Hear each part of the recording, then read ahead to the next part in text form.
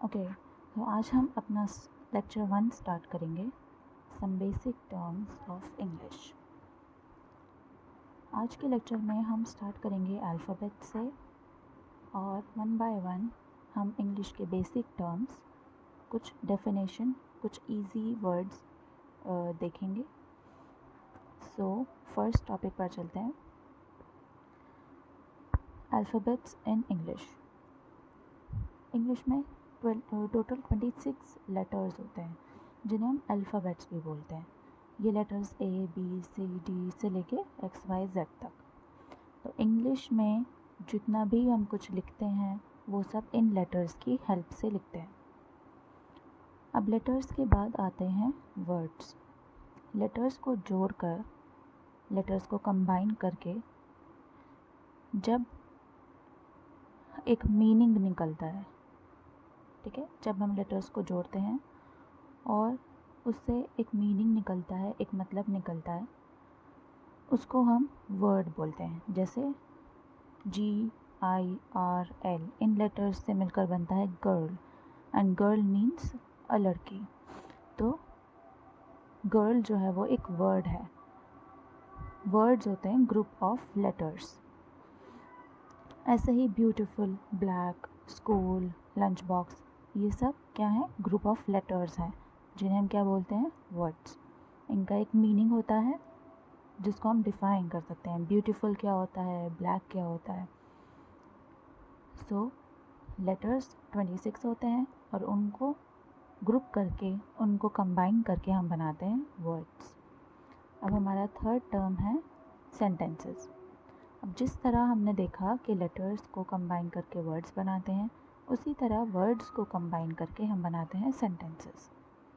Sentences अलग अलग words को कंबाइन करके, अलग अलग वर्ड्स को जोड़कर एक स्टेटमेंट जब बनती है, और उस स्टेटमेंट का, उस सेंटेंस का एक मतलब होता है। हमेशा सेंटेंस का हमेशा एक कंप्लीट मीनिंग होता है। सो ये दो चीज़ें इंपॉर्टेंट हैं। Sentence is a group of words और सेंटेंस का एक कंप्लीट मीनिंग हमेशा होता है। For example, I am a girl, the boy is tall, she is a nice teacher. ये सब क्या है? सेंटेंसेस हैं, ग्रुप ऑफ वर्ड्स हैं जिनमें एक मीनिंग है, एक मतलब है। अब सेंटेंसेस में ना दो पार्ट्स होते हैं। एक पार्ट होता है सब्जेक्ट एंड सेकंड पार्ट होता है प्रेडिकेट। सब्जेक्ट एंड प्रेडिकेट क्या होता है?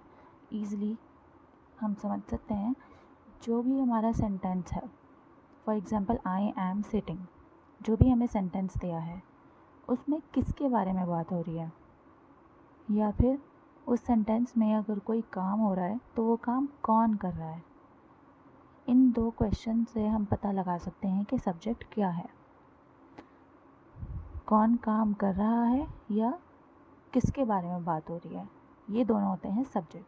फॉर एग्ज़ाम्पल, मैंने इसमें बोला आई एम सिटिंग, इसमें हम किसके बारे में बात कर रहे हैं, या अगर इसमें कोई काम हो रहा है, सिटिंग का काम हो रहा है, बैठने का, वो काम कौन कर रहा है?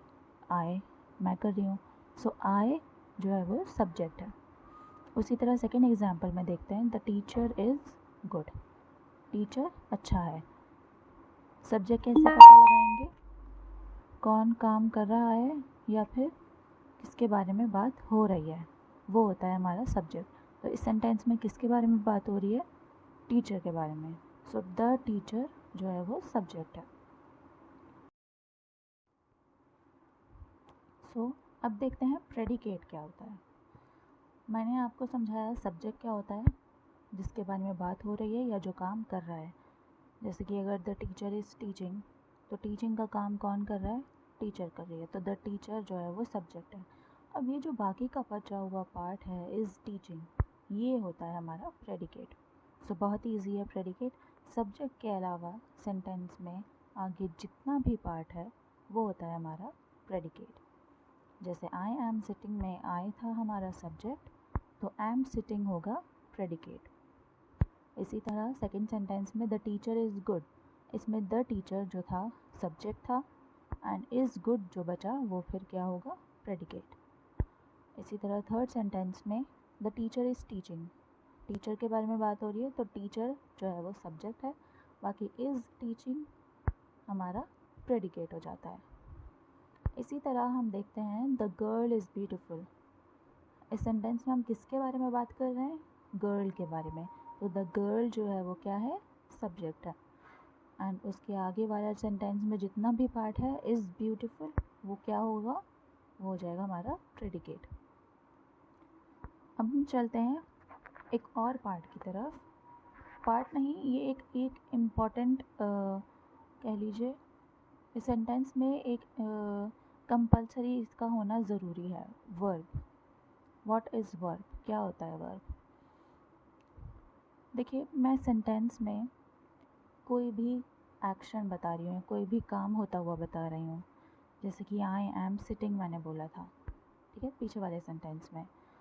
तो यहाँ सिटिंग का काम हो रहा है। तो सिटिंग जो है वो वर्ब है। वर्ब की सिंपल अगर मैं डेफिनेशन बताऊँ तो वर्ब्स क्या होते हैं? Action words. वर्ब क्या होते हैं? एक्शन वर्ड्स, जिससे हमें किसी एक्शन का, किसी काम का पता चलता है, किसी एक्टिविटी के होने का पता चलता है। वो हमारे वर्ड्स क्या होते हैं? वर्ब। एक सेंटेंस में हमेशा एक वर्ब ज़रूर प्रेजेंट होता है। हम बिना वर्ब के कोई सेंटेंस नहीं बना सकते। तो यहाँ मैंने दो इम्पॉर्टेंट चीज़ें बताई हैं। वर्ब क्या होता है? कोई भी एक्शन, कोई भी एक्टिविटी जो सेंटेंस में हो रही है उसे हम वर्ब बोलते हैं।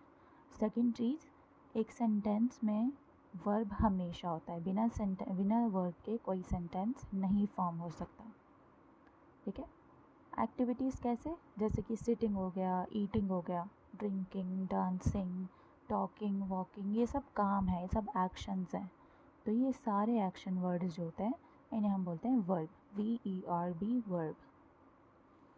तो अब हमने देखा कि सेंटेंस में हमेशा दो चीज़ें ज़रूर होती हैं। इन दो चीज़ों के बिना सेंटेंस जो होता है हमारा इनकम्प्लीट होता है। पहली चीज़ है सब्जेक्ट, जिसके बारे में हम बात कर रहे हैं या जो काम कर रहा है वो होता है सब्जेक्ट।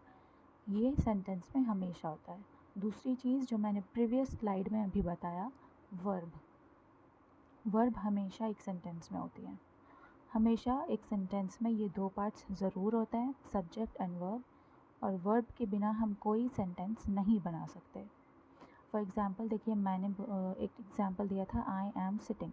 इसमें मैंने बताया आई होता है सब्जेक्ट और सिटिंग का यहाँ काम हो रहा है, तो सिटिंग है वर्ब, बैठना का काम हो रहा है। Second example, the teacher is teaching. इसमें काम कौन कर रहा है? इसमें वर्ब क्या है जो काम हो रहा है? The teacher is teaching. क्या काम हो रहा है? टीचिंग का, पढ़ाने का। तो टीचिंग हो गया वर्ब। अब टीचिंग का काम कौन कर रहा है? टीचर। तो टीचर हो गया सब्जेक्ट। तो काम क्या हो रहा है? वो वर्ब होता है, और उस काम को कर कौन रहा है? वो होता है सब्जेक्ट, या फिर जिसके बारे में हम बात कर रहे हैं वो होता है सब्जेक्ट। अब हम आगे चलते हैं क्लॉज पर। हमारा फोर्थ टर्म है क्लॉज। अब देखिए, सेंटेंस में मैंने आपको बताया था ग्रुप ऑफ वर्ड्स होता है। सेंटेंस होता है एक ग्रुप ऑफ वर्ड्स, ठीक है। सेंटेंसेस में अलग अलग वर्ड्स को हम ग्रुप करते हैं। दूसरी चीज़ मैंने आपको बताई थी, सेंटेंस में एक मीनिंग ज़रूर होता है, ठीक है। अब हमें क्या देखना है क्लॉज में? क्लॉज में भी, क्लॉज की डेफिनेशन में भी ग्रुप ऑफ वर्ड्स आता है। क्लॉज भी क्या होता है? ग्रुप ऑफ वर्ड्स होता है। वर्ड्स को अलग अलग जोड़कर हम बना सकते हैं क्लॉज। पर दूसरी चीज़, ये सेंटेंस से अलग कैसे होता है? इसका हमेशा एक कंप्लीट मीनिंग नहीं होता सेंटेंस की तरह। सेंटेंस का हमेशा एक कंप्लीट मीनिंग होता है, पर क्लॉज का एक कंप्लीट मीनिंग हो भी सकता है और नहीं भी, ठीक है। क्लॉज का एक कंप्लीट मीनिंग हो भी सकता है एंड नहीं भी। दूसरी चीज़, सेंटेंस में मैंने बताया था सब्जेक्ट और वर्ब दोनों ज़रूरी होते हैं। तो क्लॉज में सेम टू सेम चीज़ होती है। क्लॉज में सब्जेक्ट भी होता है और क्लॉज में वर्ब भी होता है। तो बेसिकली क्लॉज जो होता है वो एक सेंटेंस का पार्ट होता है। कभी कभी क्लॉज एक पूरा सेंटेंस भी हो सकता है खुद में। तो देखिए, कंफ्यूज नहीं होइए, तीन चीज़ें मैंने आपको बताई हैं। सबसे पहली चीज़, क्लॉज एक सेंटेंस का पार्ट होता है, एक सेंटेंस का हिस्सा होता है। पर कभी कभी वो इतना छोटा होता है कि वो आपस में कि वो खुद में भी एक कंप्लीट सेंटेंस हो सकता है। तो क्लॉज एक सेंटेंस हो भी सकता है और सिर्फ एक सेंटेंस का पार्ट भी हो सकता है। ये है फर्स्ट चीज़। सेकंड पॉइंट ये है कि क्लॉज का हमेशा कंप्लीट मीनिंग नहीं होता। दोनों चीज़ें हो सकती हैं, तो कंप्लीट मीनिंग हो भी सकता है और कंप्लीट मीनिंग नहीं भी हो सकता। ठीक है। थर्ड चीज़, जैसे सेंटेंस में सब्जेक्ट और वर्ब होता है, ऐसे ही क्लॉज में भी सब्जेक्ट और वर्ब होता है। ओके। अब हमें ये बात ध्यान रखनी है कि क्लॉज जो है वो हमेशा एक कंप्लीट सेंटेंस नहीं होता। कभी कभी वो कंप्लीट सेंटेंस हो सकता है, कभी कभी वो कंप्लीट सेंटेंस नहीं होता, सिर्फ एक सेंटेंस का एक हिस्सा होता है। ठीक है। चाहे तो आप ये एक बार रिवाइंड करके इसके पॉइंट्स बना लीजिए। क्लॉज के अलग अलग टाइप्स होते हैं जो हम आगे डिटेल में करेंगे, क्योंकि अभी इन सबको एक्सप्लेन करने से डिफ़िकल्टी हो जाएगी, प्रॉब्लम क्रिएट हो जाएगी, कन्फ्यूजन हो सकती है। सो एक बार क्लॉज का एग्जाम्पल देख लेते हैं।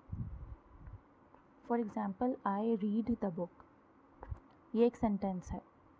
इसमें एक सब्जेक्ट है आई और एक वर्ब है रीड, पढ़ना। ये पूरा एक सेंटेंस है, बट ये एक क्लॉज भी है। ये इतना छोटा है कि ये एक क्लॉज भी है। अच्छा, छोटा या बड़ा से मैटर नहीं होता, इसमें सब्जेक्ट आ रहा है, वर्ब आ रहा है, so it is a clause. Second example हम देखते हैं। You will pass if you work hard. अगर तुम मेहनत करो, मेहनत करोगे तो तुम पास हो जाओगे। ये एक कंप्लीट सेंटेंस है, इसका एक कंप्लीट मीनिंग है। ओके। अब इसमें हम दो क्लॉजेस बना सकते हैं। पहला क्लॉज होगा यू विल पास, तुम पास हो जाओगे। दूसरा हमारा इस सेंटेंस में क्लॉज बन रहा है इफ़ यू वर्क हार्ड, अगर तुम मेहनत करोगे।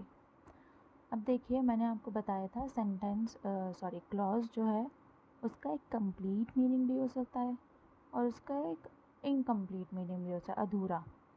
लेकिन मीनिंग होता है कभी कभी इनकम्प्लीट और कभी कभी कंप्लीट। इन दोनों क्लॉजेज़ में, ये जो सेकंड एग्जांपल है, इन दोनों क्लॉजेज़ को अगर हम अलग अलग कर दें, अगर मैं इस पूरे सेंटेंस में से यू विल पास अलग निकाल लूँ, इसका मीनिंग होगा तुम पास हो जाओगे।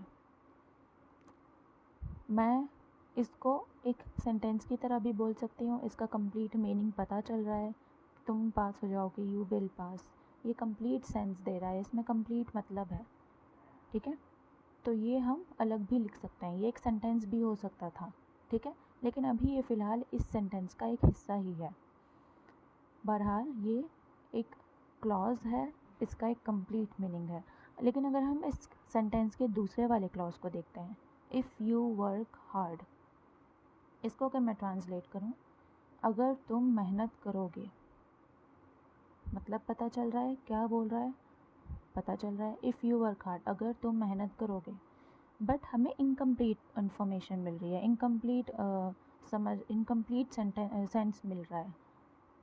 इनकम्प्लीट इन्फॉर्मेशन कैसे मिल रही है? इफ़ यू वर्क हार्ड, अगर तुम मेहनत करोगे। आगे की इन्फॉर्मेशन नहीं दी, अगर तुम मेहनत करोगे तो क्या होगा ये नहीं बताया, तो यहाँ इनकम्प्लीट मीनिंग दिख रहा है। यहाँ पर क्लॉज का कंप्लीट मीनिंग नहीं है। सो ये मैंने इसलिए बताया है ताकि क्लियर हो कि क्लॉज का कभी कभी कंप्लीट मीनिंग भी हो सकता है और कभी कभी इनकम्प्लीट मीनिंग भी हो सकता है। जैसे यू विल पास का एक कंप्लीट मीनिंग है, उसे मैं अलग से सेंटेंस की तरह भी बोल सकती हूँ। लेकिन इफ़ यू वर्क हार्ड का मीनिंग जो है वो इनकम्प्लीट है, वो अधूरा है, उसे कुछ और वर्ड्स चाहिए कंप्लीट होने के लिए। तो यहाँ पर इस क्लॉज का इनकम्प्लीट मीनिंग है। इसी तरह मैंने आपको बताया कि एक क्लॉज सेंटेंस भी हो सकता है और नहीं भी हो सकता। जैसे example 1, I read the book, ये एक सेंटेंस भी है और ये एक क्लॉज भी है। अब ये थोड़ा सा डिफ़िकल्ट हो सकता है, कैसे आइडेंटिफाई करना है, कैसे पहचानना है, ये सब हम क्लॉज के एक डिफरेंट वीडियो में, एक सेपरेट वीडियो में देखेंगे। सो अभी फ़िलहाल के लिए आप सिर्फ ये ध्यान रखिए कि क्लॉज क्या होता है एंड अलग अलग पॉइंट्स इसमें क्या क्या होता है इसमें। देन फिफ्थ चीज़ आती है हमारी फ्रेजेस। अच्छा, जैसे मैंने बताया था कि सेंटेंस भी ग्रुप ऑफ वर्ड्स होता है, क्लॉजेस भी ग्रुप ऑफ वर्ड्स होता है, उसी तरह देखिए फ्रेजेस भी ग्रुप ऑफ वर्ड्स होता है। अब हम कंपेयर करते हैं। सेंटेंस का एक कंप्लीट मीनिंग होता है, ठीक है। अब क्लॉज थोड़े से सेंटेंस से ना कमज़ोर होता है, उनका कंप्लीट मीनिंग हो भी सकता है नहीं भी, जैसा मैंने यहाँ बताया था सेकंड एग्जांपल में। तो थोड़े से कमज़ोर होते हैं सेंटेंसेस से। अब जो फ्रेजेस होते हैं वो क्लॉज से भी वीक होते हैं, क्लॉज से भी कमज़ोर होता है, उनका कोई मीनिंग होता ही नहीं है, ठीक है। अगर मैं वर्ड्स को ग्रुप कर दूँगी तो फ्रेज़ तो बनेगा, बट उस फ्रेज़ का कोई एक कंप्लीट क्या, उसका कोई मीनिंग ही नहीं होता। Okay, example in and out. Words का मीनिंग है इन अंदर, एंड और आउट मतलब बाहर। तो इन एंड आउट का मीनिंग वर्ड्स का मीनिंग है, बट अगर मैं इसको ग्रुप कर दूँ, कंबाइन कर दूँ, तो ये कोई सेंस नहीं दे रहा है, ये कोई मीनिंग नहीं दे रहा। तो इन एंड आउट क्या है, phrase.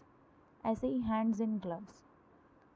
Hands in gloves meaning है वर्ड्स का, बट अगर मैं इन वर्ड्स को जोड़ रही हूँ, हैंड्स इन ग्लव्स बना रही हूँ, तो इसका कोई कंप्लीट मीनिंग, इससे बात पता नहीं चल रही है कि क्या कहना चाह रहा है ये, ठीक है। ये ग्रुप ऑफ वर्ड्स से क्या इन्फॉर्मेशन मिल रही है, क्या कहना चाह रहा है स्पीकर, ये हमें नहीं पता चल रहा। तो फ्रेजेस जो होते हैं वो ग्रुप ऑफ वर्ड्स होते हैं जिनका कोई मीनिंग नहीं होता, they do not have a meaning. Okay, now हमारा 6th टर्म है पार्ट्स ऑफ स्पीच। अब देखिए स्पीच क्या होती है। ये जो मैं एक्सप्लेन कर रही हूँ, मैं बोल रही हूँ, ये होता है स्पीच। बोलना, स्पीकिंग इज़ कॉल्ड स्पीच, ठीक है। इसमें हम वर्ड्स का यूज़ करते हैं, मैं सेंटेंसेस का यूज़ कर रही हूँ अपनी बात एक्सप्लेन करने के लिए, ठीक है। मैं क्वेश्चंस पूछ रही हूँ, मैं आपको आंसर्स दे रही हूँ, मैं आपको इन्फॉर्मेशन बता रही हूँ, ये सब क्या है, स्पीच है। जैसे स्पीच कॉम्पिटिशन्स होते हैं ना, जिसमें हमें एक्सप्लेनेशन देनी होती है, अपने टॉपिक को समझाना होता है बोल कर, तो ये बोलने के एक्ट को क्या बोलते हैं, स्पीच। अब इंग्लिश में ऑब्वियसली हम इंग्लिश वर्ड्स यूज़ करेंगे, इंग्लिश के रूल्स यूज़ करेंगे, इंग्लिश ग्रामर यूज़ करेंगे।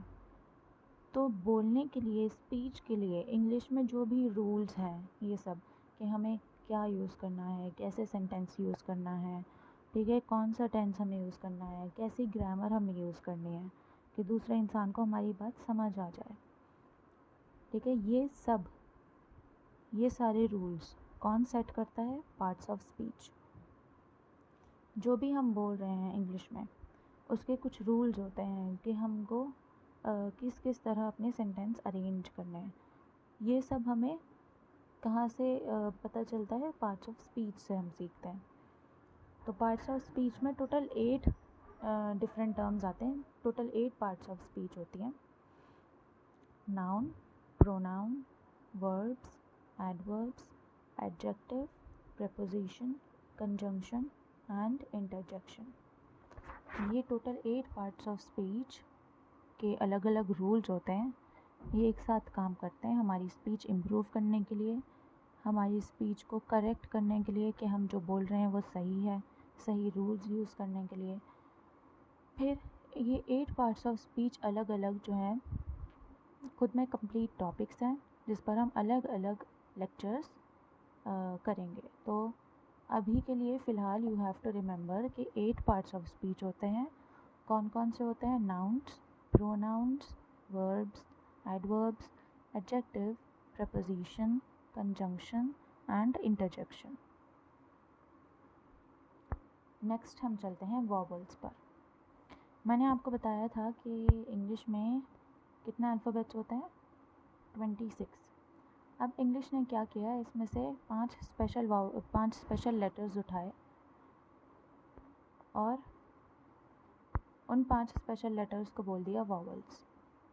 अब ये 5 स्पेशल लेटर्स कौन कौन से हैं, ए, ई, आई, ओ, यू। अब ये स्पेशल क्यों है वो हम लेक्चर 2 में देखेंगे, वॉवल्स एंड कॉन्सोनेंट्स में। अभी फ़िलहाल के लिए हमें क्या याद रखना है कि टोटल 5 वॉवल्स होते हैं, ए, ई, आई, ओ, यू।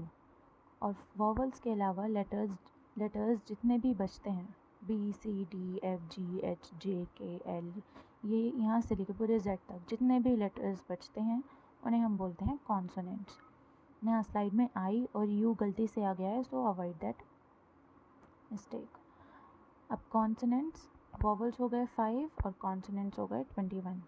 तो इंग्लिश ने क्या किया, अल्फ़ाबेट्स को डिवाइड कर दिया, 5 स्पेशल जो हैं वॉवल्स और बाकी सारे आ गए कॉन्सोनेंट्स। फिर हमारा नाइन्थ टर्म है सिनोनिम्स। सिनोनिम्स क्या होते हैं? Synonyms is an easy topic. Synonyms होते हैं सिमिलर वर्ड्स जिनका मीनिंग सेम होता है। दो वर्ड्स, ये दो से ज़्यादा वर्ड्स जिनका मीनिंग सेम होता है उन्हें हम बोलते हैं synonyms. For example, first beautiful and pretty. So beautiful and pretty synonyms क्यों हैं? क्योंकि दोनों का मीनिंग सेम है। Second example, big and huge. Big and huge का मीनिंग क्या है? सेम है। सो ये क्या है? सिनोनिम्स हैं। सिमिलर मीनिंग वाले वर्ड्स जिनका मीनिंग सेम होता है उनको हम बोलते हैं सिनोनिम्स। अब 10th टर्म है एंटोनिम्स। एंटोनिम्स क्या होता है? एंटोनिम्स होते हैं ऑपोजिट वर्ड्स जिनका मीनिंग एकदम उल्टा होता है। For example, day and night, दिन और रात, इनका मीनिंग क्या है? ऑपोजिट है। तो ये क्या है? एंटोनिम्स। सेकेंड एग्जाम्पल हम देख सकते हैं, ब्यूटीफुल एंड अगली। खूबसूरत इज़ ब्यूटीफुल एंड बदसूरत इज़ अगली। सो ब्यूटीफुल एंड अगली का एकदम ऑपोजिट मीनिंग है, तो ये क्या है? एंटोनिम्स। सो सिनोनिम्स होते हैं सेम मीनिंग वाले वर्ड्स एंड एंटोनिम्स होते हैं ऑपोजिट मीनिंग वाले वर्ड्स।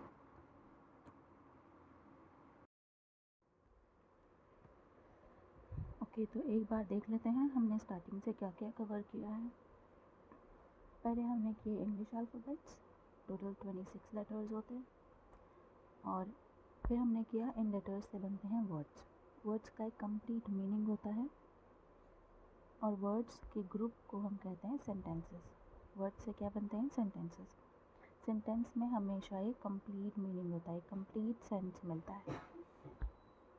फिर सेंटेंस में हमने देखा दो पार्ट होते हैं, एक सब्जेक्ट और एक प्रेडिकेट। सेंटेंस में सब्जेक्ट उसे कहते हैं जो काम कर रहा है या जिसके बारे में हम बात कर रहे हैं, और बाकी जो सेंटेंस का पार्ट है वो होता है प्रेडिकेट। फिर हमने देखा एक और चीज़ होती है इम्पॉर्टेंट जो होती है, वो है वर्ब। अब वर्ब एक एक्शन होता है या एक्टिविटी होती है जो सेंटेंस में मेंशन हो। जो सेंटेंस में जो भी एक्शन हमें पता चल रहा है कि ये हो रहा है, ये काम हो रहा है, उसे हम वर्ब कहते हैं। फिर है सेंटेंस में ये दो चीज़ें कंपलसरी हमेशा होती हैं, इनके बिना एक सेंटेंस हम नहीं बना सकते। ये क्या क्या है? एक सब्जेक्ट और एक वर्ब। फिर हमने देखा ग्रुप ऑफ वर्ड्स को हम क्या बोलते हैं? सेंटेंस। इसी तरह एक ग्रुप ऑफ वर्ड्स होता है क्लॉज, कंप्लीट भी हो सकता है उसका मीनिंग और उसका मीनिंग इनकम्प्लीट भी हो सकता है। फिर वो एक सेंटेंस भी हो सकता है और सिर्फ सेंटेंस का एक पार्ट। अब वो पार्ट होता है जिसमें सब्जेक्ट भी होता है और वर्ब भी होता है ऑलवेज। फिर हमने देखा क्लॉज के एग्जाम्पल्स। फिर फ्रेजेस वो होते हैं जिनका कोई मीनिंग नहीं होता। ग्रुप ऑफ वर्ड्स होते हैं, वर्ड्स का मीनिंग होता है, बट इस ग्रुप से जो ये फ्रेज़ बनाया है, फ्रेज़ का मीनिंग नहीं होता। फिर हमने किए parts of speech. Total 8 parts of speech होते हैं। ये 8 पार्ट्स ऑफ स्पीच कौन कौन से होते हैं? Nouns, pronouns, verbs, adverbs, adjective, preposition, conjunction और इंटरजेक्शन। ये हमें लर्न करना है। फिर हमने देखे 5 स्पेशल लेटर्स होते हैं vowels, A, E, I, O and U।